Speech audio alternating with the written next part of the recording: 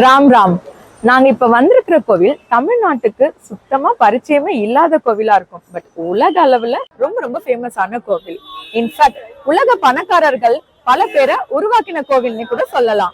உதாரணத்துக்கு தன்னோட வியாபாரத்துல தொடர் தோல்வியை சந்தித்து வந்த ஒருவர் இங்க வந்து இந்த ஆசிரமத்துல தங்கி இருந்து இங்க கொடுத்த பிரசாதத்தை தான் அடையாளமா வச்சு தன்னோட வியாபாரத்தை மீண்டும் தொடங்குறாரு. இன்னைக்கு அவரு உலக பணக்காரர்கள் லிஸ்ட்ல ஒருத்தரா இருக்கிறாரு. அவங்க கொடுத்த பிரசாதம் என்னன்னு தெரிஞ்சாலே நீங்க ஆள் யாருன்னு ஈஸியா கண்டுபிடிச்சிருவீங்க. பிரசாதம் என்ன தெரியுமா? Apple. Yes, Apple owner Steve Jobs தான். இதை தெரிஞ்சுக்கிட்ட இன்னொரு ஃபாரினரும் இங்க வந்து விசிட் பண்றாரு. அவரும் இன்னைக்கு உலகத்திலேயே ரொம்ப பெரிய பணக்காரர் லிஸ்ட்ல இருக்கிறாரு. அவர் யாரு தெரியுமா? மெட்டா ஓனரான Mark Zuckerberg. My mentor Steve Jobs, and he told me I should visit this temple that he had gone to in India early on in his evolution of thinking about what he wanted Apple and his vision of the future to be. It came from seeing a picture of a guru called Neem Karoli Baba, and I was so. இப்படி நம்ம தமிழ்நாட்டுல Rajinikanth sir ஆரம்பிச்சு Raghava Lawrence, Virat கோலின்னு எல்லாருமே இங்க வந்து இவரை வணங்கிதான் பெரிய ஆள் ஆயிருக்கிறாங்க அப்படின்னு சொல்லப்படுது. சோ இந்த வீடியோல நைனிடால் பக்கத்துல இருக்கிற கைச்சிதாம் பத்தி தான் பார்க்க போறோமே. வாங்க வீடியோக்குள்ள போலாம்.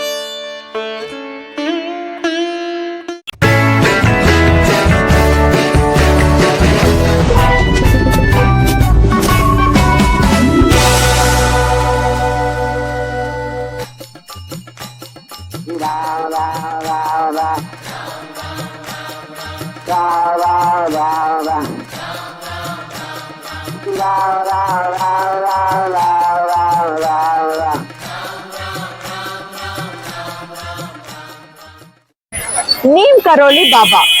நேற்று வரைக்கும் இவர் யாருன்னு எங்களுக்கு சுத்தமா தெரியாது. ஆனா இன்னைக்கு சென்னையில இருந்து கிட்டத்தட்ட 3000 கிலோமீட்டர் டிஸ்டன்ஸ்ல இருக்கிற இவரை நேர்ல வந்து தரிசிக்க வந்திருக்கோம். நாங்க எப்படி இவ்வளவு தூரம் இவரை தேடி வந்தோங்கிறது நினைச்சா எங்களுக்கு கொஞ்சம் ஆச்சரியமா தான் இருக்குது. ஆக்சுவலா நாங்க அமர்நாத் யாத்திரை முடிச்சிட்டு ஐடியா 3 நாள் இருந்துச்சு. சோ இந்த கேப்புக்கு எங்கேயாவது ஒரு ஊருக்கு சுத்தி பார்க்க போலாமே அப்படின்னு யோசிச்சோம். ட்ரெயின் டிக்கெட்ல பார்த்தோம்னா இந்த நைனிடால் பக்கத்துல இருக்கிற காத்கோடம் அப்படிங்கிற ஸ்டேஷனுக்கு டிக்கெட் கிடைச்சது. சோ அங்க ட்ரெயின் ஏறியாச்சு. அப்ப வரைக்கும் இப்படி ஒருத்தர் பேரை நாங்க கேள்வி கூட படல. இதுக்கு மேல எங்களோட எக்ஸ்பீரியன்ஸ் என்னங்கிறத நீங்க வீடியோல ஃபாலோ பண்ணுங்க.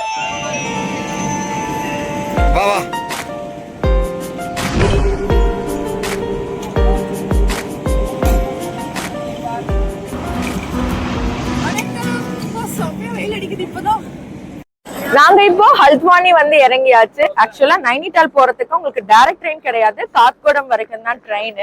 பட் நம்ம வந்து காத்கோடம் போகாம ஹல்த்வானி இறங்கி இருக்கிறதுக்கு ரீசன் என்னன்னா, இங்க இருந்து உங்களுக்கு நிறைய பஸ் ஃபெசிலிட்டி நைனிடாலுக்கு கிடைக்குதுன்னு சொன்னாங்க. அதனாலதான் இங்க இறங்கி இருக்கிறோம். Follow me. இந்த ஹல்த்வானில இருந்து நைனிடாலுக்கு போற பஸ் எல்லாமே காத்கோடம் வழியா தான் போகுது. ஆனா மெயின் பஸ் ஸ்டாண்ட் இங்கதான் இருக்குதுன்னு சொன்னாங்க. சோ நம்ம இங்கே ஏறிட்டோம் அப்படின்னாக்கா நமக்கு சீட்டும் கிடைச்சிரும். சோ அதனாலதான் இந்த ஸ்டேஷன் இறங்கியிருக்கோம்.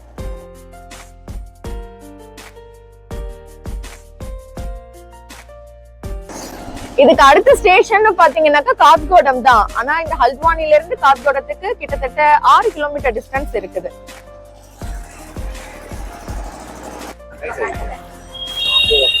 இந்த ஹல்த்வானி ரயில்வே ஸ்டேஷன்ல இருந்து பஸ் ஸ்டாப் வெறும் 1/2 கிலோமீட்டர் டிஸ்டன்ஸ் தான் இருக்கிறதால நம்ம இப்ப நடந்தே தான் போக போறோம். வாங்க.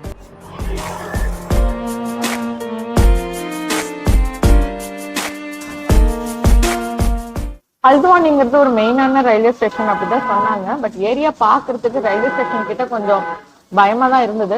ஸோ அதனால அங்க ரொம்ப நேரம் நிக்கல, கடகடன் நடந்து ஆன் தி வேல ஒரு ஹோட்டல்ல இப்ப உட்காந்து லஞ்ச் சாப்பிட்டுட்டு இருக்கோம்.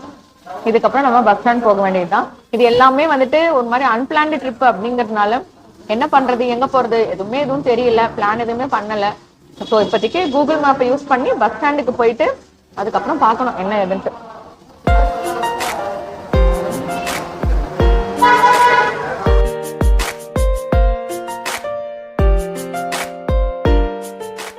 ஓகே, நம்ம இப்ப ஹல்த்வானிக்கான பஸ் ஸ்டாண்டுக்கும் வந்தாச்சு. ஆன் தி வேல இந்த போட்டோல இருக்கிற ஒரு தாத்தாவோட முகம் நான் நிறைய இடத்துல இங்க வர வழியில பாத்துட்டேன். ஆக்சுவலா நாங்க சாப்பிடுற அந்த ஹோட்டல்ல வச்சு கேட்டப்போ சொன்னாங்க, அவங்க வந்து இங்க இருக்கிற ஒரு சாது, நம்ம ஏரியால இருக்கிற ஒரு சாது சித்தர் அந்த மாதிரி இவரை பத்தி வேற பெருசா டீடைல் தெரியல. பட் நிறைய பேருடைய அந்த என்னது போர்ட்ல இருக்குது.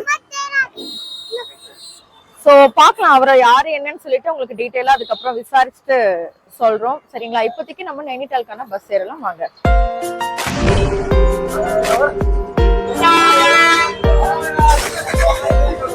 பரவாயில்ல, நமக்கு லாங்குவேஜ் தெரியலங்கிற ஒரு பிரச்சனை இந்த இடத்துல நம்மளுக்கு பெரிய விஷயமா தெரியல. ஏன்னா பஸ் கண்டக்டர் டிரைவர் யார்கிட்ட கேட்டாலுமே சிவா நமக்கு வந்து சொல்றாங்க, ஹெல்ப் பண்றாங்க. இதுதான் நைனிடால் போற பஸ். ஓகே, பஸ் ஸ்டார்ட் பண்ணிட்டாங்க. நம்ம வாங்க இதுல டிராவல் பண்ணலாம். இந்த ஹல்த்வானி பஸ் ஸ்டாப்ல இருந்து நைனிடாலுக்கு போகிறதுக்கு கிட்டத்தட்ட 40 கிலோமீட்டருக்கு நம்ம டிராவல் பண்ணணும். பஸ் டிக்கெட்டும் ஒரு ஆளுக்கு 85 ரூபாய் சார்ஜ் பண்றாங்க. அங்கிருந்து நீம் கரோலி பாபா இருக்கிற அந்த கைஞ்சிதாம் ஆசிரமம் போறதுக்கு மேற்கொண்டு ஒரு 20 கிலோமீட்டருக்கு பஸ் இல்லைன்னா டாக்ஸில போக வேண்டியது இருக்கும். சொல்ல போனா ஹல்த்வானில இருந்தே கைஞ்சிதாம்க்கு டைரக்டா பஸ் ஃபெசிலிட்டியும் இருக்கு. ஆனா நாங்க நைனிடால் இறங்குற வரைக்கும் இவரோட பேர் என்ன, இந்த ஆசிரமம், இத பத்திலாம் எங்களுக்கு எதுவுமே தெரியாது. நாங்க அமர்நாத் யாத்ரா முடிச்சுட்டு வந்ததால ஜம்மு வழியா இந்த ஊருக்கு டிராவல் பண்ணிக்கிட்டு இருக்கோம். இதுவே நீங்க சென்னையில இருந்து டைரக்டா நைனிடால் வர மாதிரி இருந்தா சென்னையில இருந்து டெல்லிக்கு ஃபிளைட் இல்லைன்னா ட்ரெயின்ல வந்துட்டு டெல்லியில இருந்து நைனிடாலுக்கு டைரக்டாவே பஸ் இருக்குதுங்க, அதுல ஏறி ஈஸியா வந்துடலாம். ட்ரெயின் ரூட் பொறுத்த வரைக்கும் நைனிடால் வரைக்கும்லாம் டைரக்ட் ட்ரெயின் ஃபெசிலிட்டி கிடையாது. எங்களை மாதிரியே ஹல்த்வானி இல்லைன்னா காத்கோடம் வந்து இறங்கிட்டு அங்க இருந்து பஸ் இல்லைன்னா டாக்ஸி மூலியமா தான் ரீச் ஆகணுமே. நாங்க நைனிடால் ரீச் ஆனதும் அமர்நாத்ல ஏற்கனவே 4 நாள் நடந்த டயர்ட்ல நேரா நாங்க புக் பண்ணி இந்த ரூமுக்கு போயிட்டு ஃபுல் டே கம்ப்ளீட் ரெஸ்ட். இந்த கேப்ல தான் இந்த நீம் கரோலி பாபாவை பத்தி நாங்க தங்கியிருந்த ஹோட்டல்லையும் ஆன்லைன்லயும் விசாரிச்சு பிரமிச்சு போயிட்டோம். இப்ப நம்ம எங்க போறோம் தெரியுமா? நம்ம ஒரு கோயிலுக்கு போறோம்ல, அதுக்காக தலைய கொஞ்சம் தலை வாஷ் பண்ணனா அது இன்னும் காயவே இல்லை, அதனாலதான்.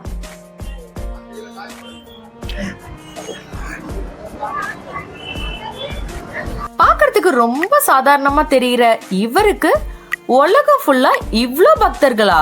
இத்தனை நாளா இவரை பத்தி தெரிஞ்சுக்காம இருந்துட்டோமேங்கிற எண்ணம் தான் நைட்டு ஃபுல்லா மனசுக்குள்ளார ஓடிக்கிட்டே இருந்துச்சு. சோ காலையில எழுந்ததும் முதல் வேலையா ஒரு ஸ்கூட்டியை ரெண்டுக்கு எடுத்துக்கிட்டு இவரோட ஆசிரமத்தை நோக்கி கிளம்பிட்டோம்.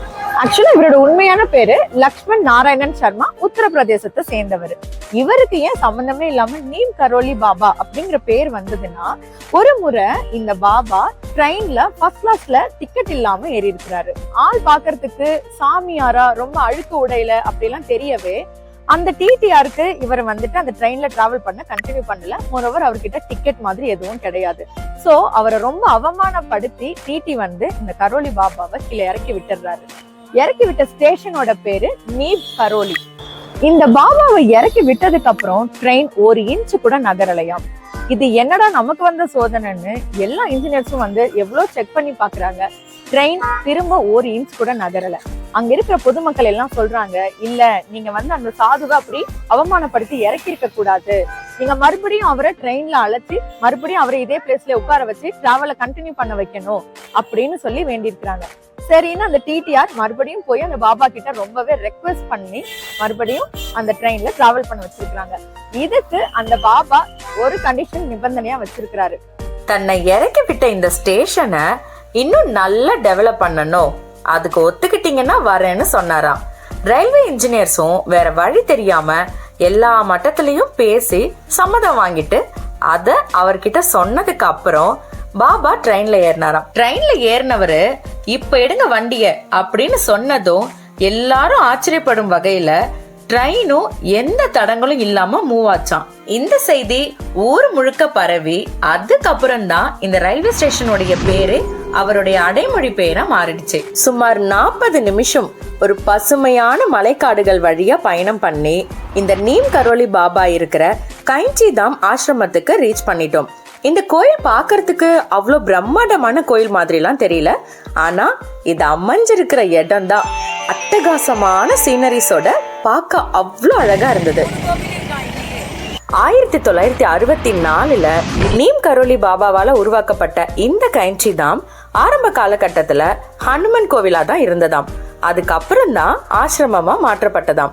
இவரை காண வரும் பக்தர்கள் ஸ்வீட்டு, பழங்கள், பெட்ஷீட்டு இதெல்லாம் வாங்கிட்டு போய் அவருடைய காலடியில சமர்ப்பணம் பண்ணி அதையே பிரசாதமா ரிட்டர்ன் எடுத்துக்கிட்டு போறத வழக்கமா வச்சிருக்காங்க.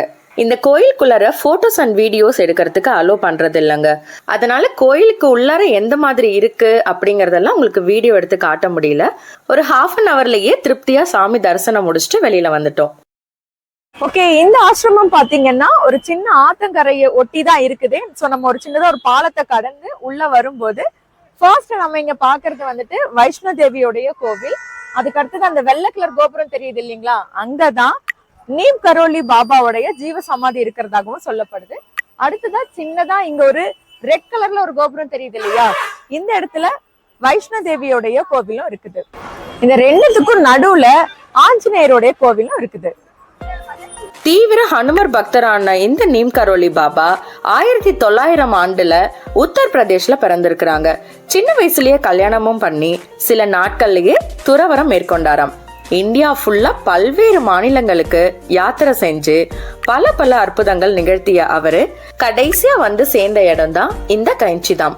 பாக்குறதுக்கு ரொம்பவே எளிமையா இருக்கிற இந்த பாபாவுக்கு ஏன் இவ்ளோ பக்தர்கள்னா, இந்த கோயிலுக்கு போய் இவர்கிட்ட இருந்து ஒரு வாக்கு வாங்கிட்டோம்னா அது கட்டாயம் நடந்தே தீருமாம். இவரோட சிறப்பை பத்தி ராம்தாஸ்ங்கிற மேற்கத்திய பக்தன் மூலமா தெரிஞ்சுக்கிட்ட ஸ்டீவ் ஜாப்ஸ் 1974 இந்த பாபாவை பாக்குறதுக்காக கைன்சி தான் வந்தாராம். ஆனா 1973 இந்த பாபா இறந்துட்டாராம். சோ அவரை நேர்ல பார்க்க முடியலனாலும் முழு மனதோட பாபாவை வேண்டி அவர் ஆசீர்வாதத்தோட தொடங்கிய நிறுவனம் தான் தற்போதைய ஆப்பிள் நிறுவனம்னு சொல்லப்படுது. இன்னும் நிறைய பிசினஸ்மேன்ஸ் இந்த கோயிலுக்கு வந்து இவரை வணங்கிதான் தங்களுடைய வியாபாரத்தை விரிவுபடுத்திக்கிட்டாங்கன்னு நான் சொல்லலைங்க. Facebook ஓனரான மார்க் ஜூக்கர்பர்க் நம்ம பிரைம் மினிஸ்டர் மோடி கிட்டயே ஒரு இன்டர்வியூல சொல்லிருக்காங்கன்னா பாத்துக்கோங்களேன். ஓ அப்படியா? இப்போ நம்ம கூட தான் இந்த கோயிலுக்கு போயிட்டு வந்துட்டோம். அப்போ இனிமே உலக பணக்காரர்கள் வரிசையில நம்மளும் ஒருத்தரா மாற போறோம்னு சொல்ல வர, கரெக்டா தானே? ஆமா, வெறும் கையாலே முழம் போட்டா நடக்குமா? நம்ம கிட்ட இருக்கிற பெரிய மிஸ்டேக்கே கடவுள்கள் மற்றும் மகான்கள் பற்றிய சரியான புரிதல் இல்லாததுதான். இவங்களை நம்ம வழிபடுறதன் மூலமா அவங்க நம்ம முன்னேற்றத்துக்கான வாய்ப்புகளையும் வழிகாட்டுதலையும் உருவாக்குவாங்க. நாம தான் அதை சரியா பயன்படுத்தி நம்ம உழைப்பால தான் உயர்வடைய முடியும். எங்களுக்கும் அப்படி ஒரு வாய்ப்பை உருவாக்கி கொடுங்கன்னு இந்த நீம் கரோலி பாபா கிட்ட மனதார வேண்டிக்கிட்டு அடுத்ததா நைனிடால சுத்தி பாக்குறதுக்காக கிளம்பிட்டோம். உங்களுக்கு இந்த நீம் கரோலி பாபா பத்தி ஆல்ரெடி தெரியுமா, இல்ல இந்த வீடியோ மூலமா தான் தெரிஞ்சுக்கிட்டீங்களா? எங்களுக்கு கமெண்ட்ல சொல்லுங்க. கூடவே இவரை பத்தி வேற ஏதாவது உங்களுக்கு தகவல் தெரிஞ்சாலும் எங்களுக்கு கமெண்ட்ல சொல்லுங்க. இந்த வீடியோவை பாக்குறவங்களுக்கு பயனுள்ளதா இருக்கும். நன்றி.